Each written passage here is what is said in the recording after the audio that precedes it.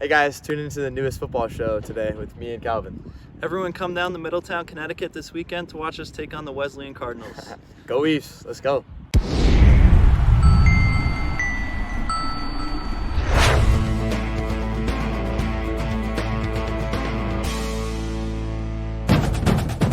Come all ye sons of William, sing as we march down the field.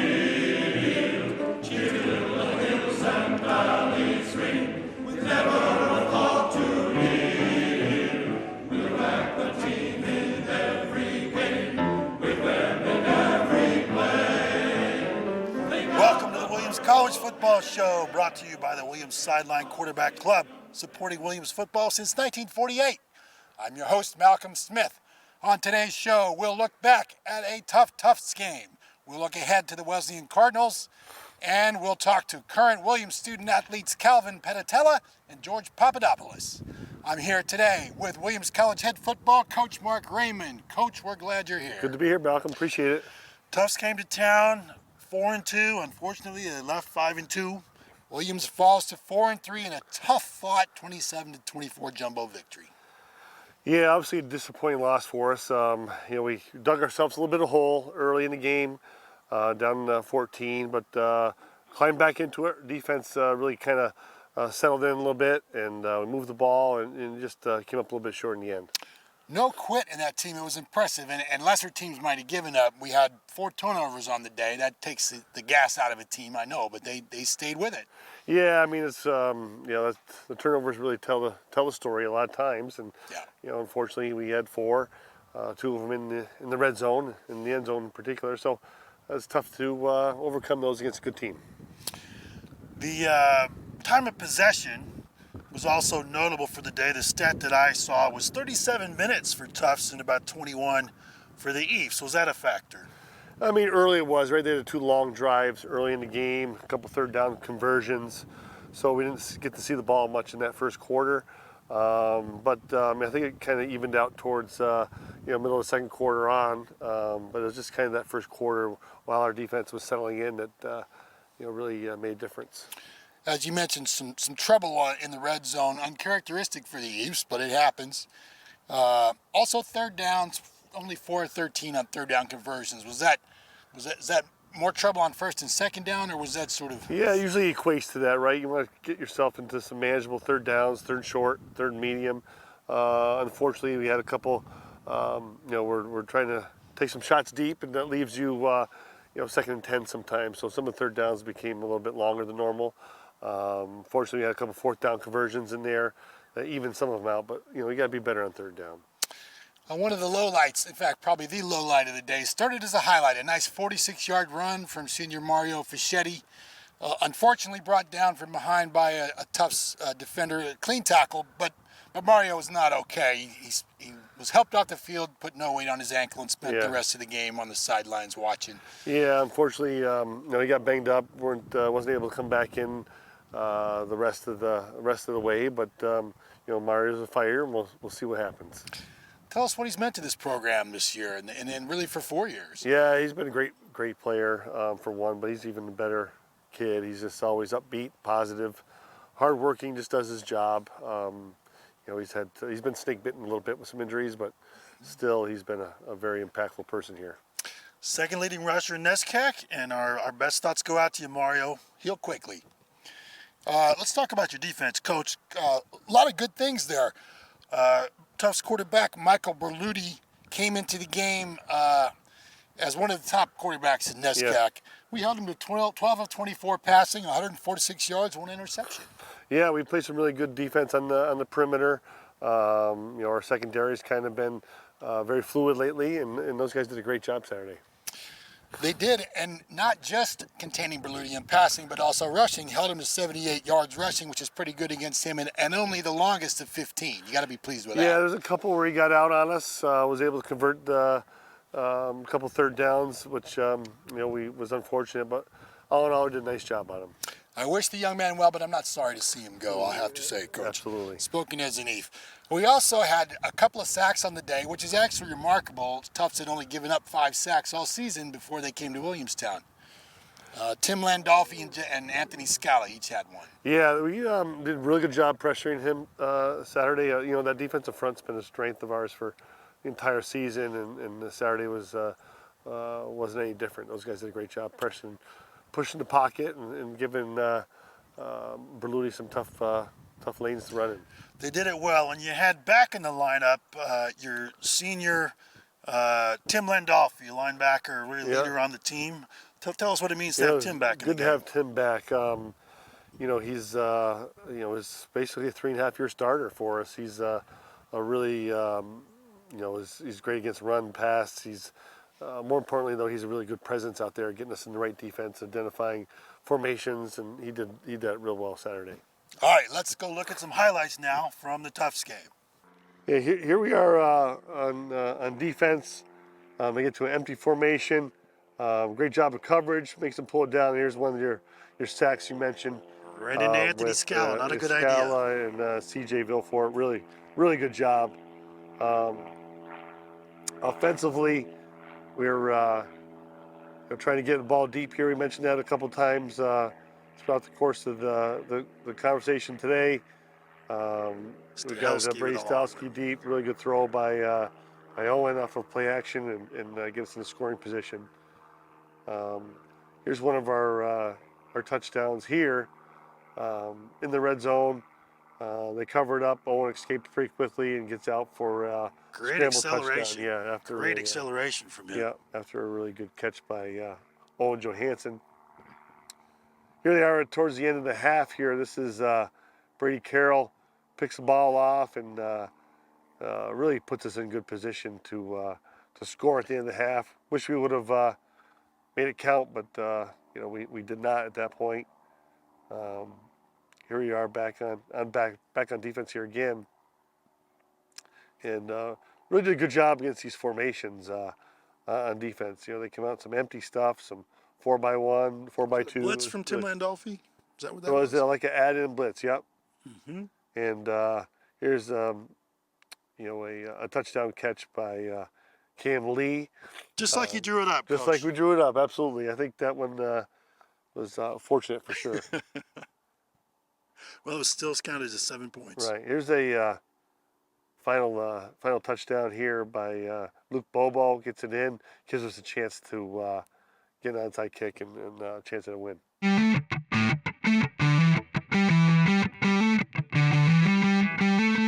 Welcome back to the Williams College Football Show. I'm joined today by Williams College student athletes George Papadopoulos and Calvin Pedatella. Fellas, thanks for joining us today. Thank you. Thank you, Malcolm. So let's introduce yourselves to the folks. Calvin, we'll start with you. Your name. You won't mess it up like I did. Your number and your position. My name's Calvin Pedatella. I'm a junior outside linebacker from Long Island, New York. And tell the folks your major and your class year. So I'm a econ major and I'm class of 2026, so I'm a junior. All right, and George, how about you? George Papadopoulos from Falls Church, Virginia, outside linebacker, number 17, and I'm a newly declared history major, so good stuff. Welcome to the history major. Congratulations. That's exciting. Not going to ask you because you guys are both dog fans, right? Yeah. So we've covered all that. I do want to ask you about your shoe brand. We've got a little controversy there. George, your go-to shoe brand. Yeah, sure. I think this is pretty easy. I think it's Adidas. It always has been. They have this shoe called the Sambas. I think everyone wears them. It's like this pretty sleek black and white shoe. I'm actually wearing a pair right now. They're more like beige and red, but I think it's a pretty cool color wave.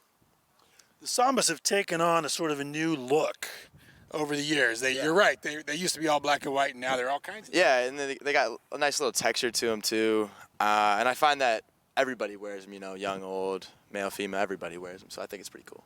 Now, do you know the genesis of the name Adidas? Do you know where that comes from? No, I'm blanking right now. You might have to tell me. The founder, Adi Dassler, a German. Now you know. Dang, yeah. You can impress all your teammates with that. Calvin, what about you? Your go-to shoes? Yeah, so I'm not too big into fashion like George is, so I'm not too concerned with my shoes. But for when it comes to cleats, I'm a big Jordan guy. I've tried the Nikes, the Under Armours, and they always end up falling apart on me and not being comfortable. But I've gone with Jordans past 2 years here. I wore them in high school, and that's what I've been sticking with. And you go with what works. Yeah.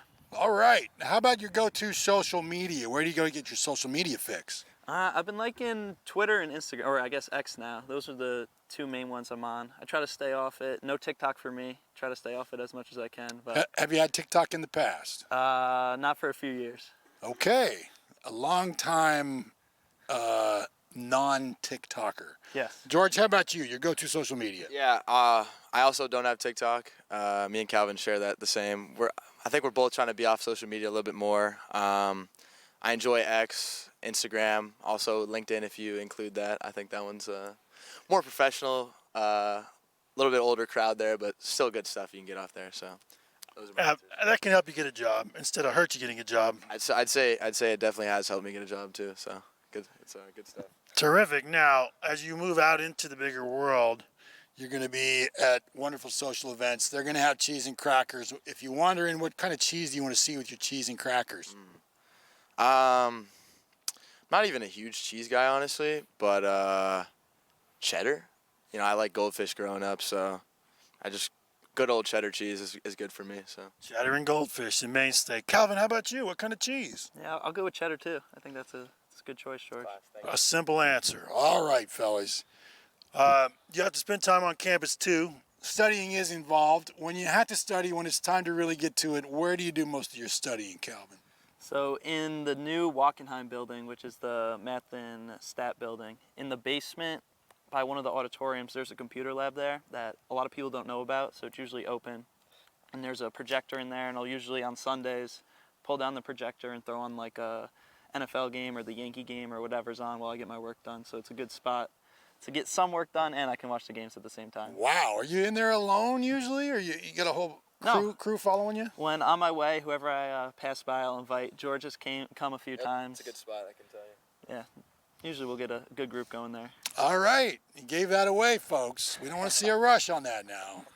Calvin's got dibs. George, what about you? When you're not following Calvin to study, where do you go? Yeah, I'd say I'm split between two places. One of them is third floor of Sawyer, just on one of the nice Mac labs. I can just log in there, big screen. I can have multiple tabs open. And then I have a nice monitor in my room, luckily, and so I actually do a lot of writing for like papers and stuff in my room. So. All right, you get it done there too. Now, back to the team in the locker room and walking around campus, hanging out with your friends. Who on the team has the best singing voice, George? Yeah, so from what I know, it's definitely Ethan Shames. During the IM championship last year, he sang the national anthem, and it was really impressive. So shout out to Ethan Shames, number 58. Okay, Ethan Shames. What do you think, Calvin? It's definitely Ethan Shames. It might be a unanimous decision if we ask the team. He was It's not a unanimous decision, I can tell you, but he has gotten a mention. What are other people saying? Well, you have to watch the show and watch the outtakes for that. all right. But this will be settled by the end of the year, I promise you.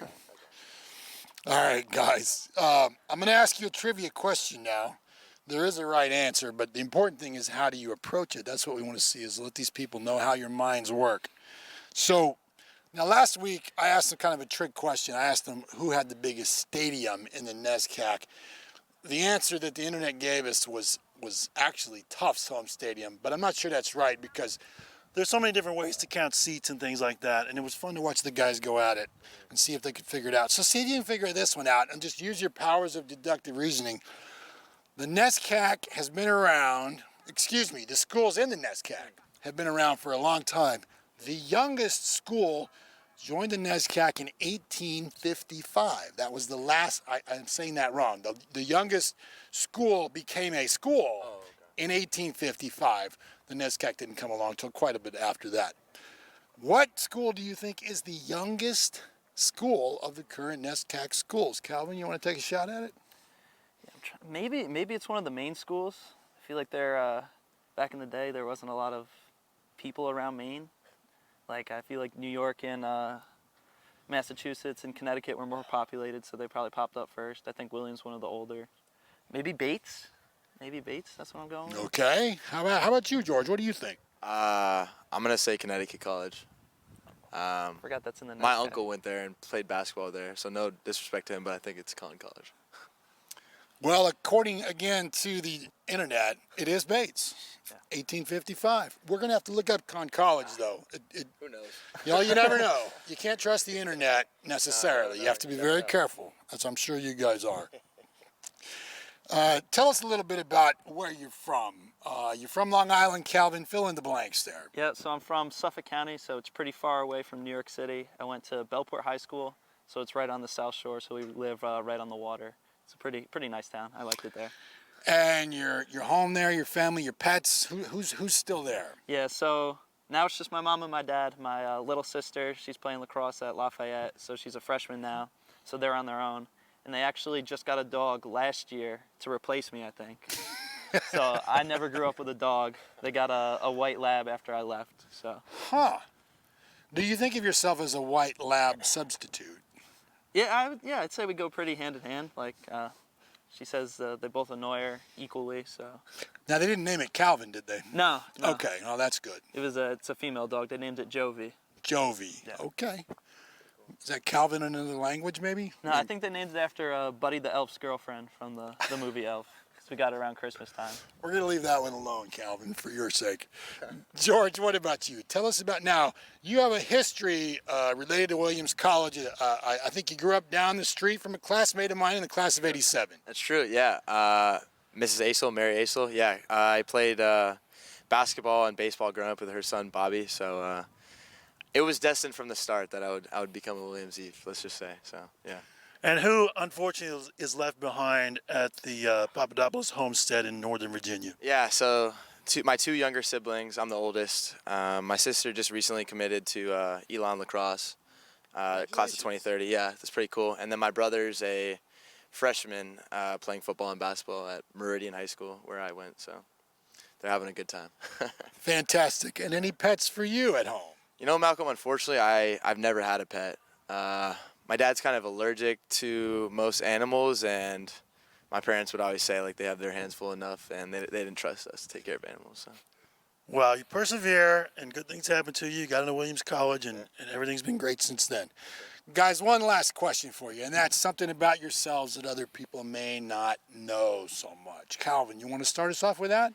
I would consider myself an above-average juggler. I can hold a juggle for a good amount of time. I can also solve a Rubik's Cube, which I don't think many people can do.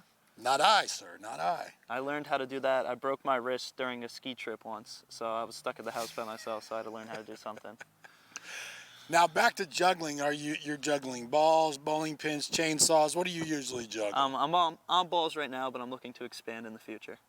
All right, a juggler. George, how about you? Something that may not know about you. Yeah, I hope I didn't say this last year, but my favorite sport to play is basketball. I'm just a little vertically challenged, so unfortunately I can't really play that in college, but intramural was a lot of fun. So I love watching the NBA, and I love playing. So. All right, a basketball player. Fantastic. Well, also two pretty good football players, folks. You guys are going to need that next week against Wesleyan. It's going to be a tough game. Again, that's 1 p.m. In Middletown on November 2nd, where the Williams College East will be taking on the Wesleyan Cardinals. Guys, thanks for joining us today. I appreciate it. Thank you, Malcolm. Thank you. Appreciate being here. Yeah. Go Ephs!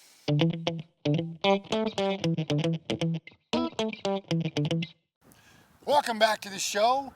I'm joined by Coach Raymond, and we're going to look ahead now to the Wesleyan game. That's 1 p.m. on November 2nd, this Saturday, down in Middletown at Wesleyan, taking on the Cardinals. Wesleyan comes into the game 6-1 off of a 31-14 defeat of Amherst. Yeah, they're a good football team, right? They got a really seasoned quarterback, great wide receiver on offense, and defensively they're top of the league when it comes to statistics. Giving up 13 points a game, under 3 yards a rush. They're a really good operation. They really do have the best defense in NESCAC. Yeah. It's pretty clear, just about every category. Williams, I'll give you a number, Coach, 172. Okay, that is the yards per game average rushing by Williams College. It's first in NESCAC. Unfortunately, the other number is 85. That's the rushing defense per game number from Wesleyan. Right. Yeah. I mean, something's got to give Saturday, right? Strength on strength. Styles make fights for sure. So obviously we're going into their strength on Saturday. They're a really good coverage team as well, so it'll be a challenge for us offensively. And Ephs, in the NESCAC rankings, the Ephs have about the number 5 passing offense. Again, Wesleyan with the number 1 passing defense too. Hard to find a gap in those guys. Yeah, no doubt. They're real sound, good athletes, well coached. We're gonna have to work hard to score points. Now, when Wesleyan has the ball, they're the number 5-ish offense in NESCAC. Williams ranking again around the number 5 defense. One weakness is 22 sacks. Wesleyan's giving up 22 sacks this year. Do you think we can get some penetration? Well, we're certainly going to try. I mean, the quarterback is, even though it's 22 sacks, he's a tough guy to get on the ground. He's very elusive. He extends a lot of plays. We're going to have to do a real good job containing him. We're talking about, of course, number 10, the senior quarterback for the Wesleyan Cardinals, Nico Candido. 4th in passing this year in NESCAC, but he's, as you said, he's a versatile and accomplished player. No doubt. He's a tough guy. He's relentless out there. He's going to throw from all different points on the field, and you're going to have to, plaster to receivers as he buys time. His main target is number 6, the senior Chase Wilson, 2nd in NESCAC in receiving at exactly 100 yards per game. Really good player. He's just tough guy. He's he's got speed and quickness and ability to run after the catch. He's certainly a guy we're gonna have to count for. On defense, Wesleyan really is more of a solid unit. The whole team. Their best player is probably number 8 senior linebacker Ben Carbo. Yep. But again, really solid as a whole team. Carbo's 3rd in NESCAC in tackles for loss. Yeah, he's another outstanding player. He can play all across the front. He runs people down. He's physical in box, excellent in coverage. He's the real deal. All right, folks. So that's next Saturday, November the 2nd, 1 p.m. in Middletown, as Williams goes to try to ruin homecoming for the Wesleyan Cardinals. Good luck, Coach. Thanks for joining us. All right, thank you, Malcolm. Go Ephs. Come all ye sons of William, sing, as we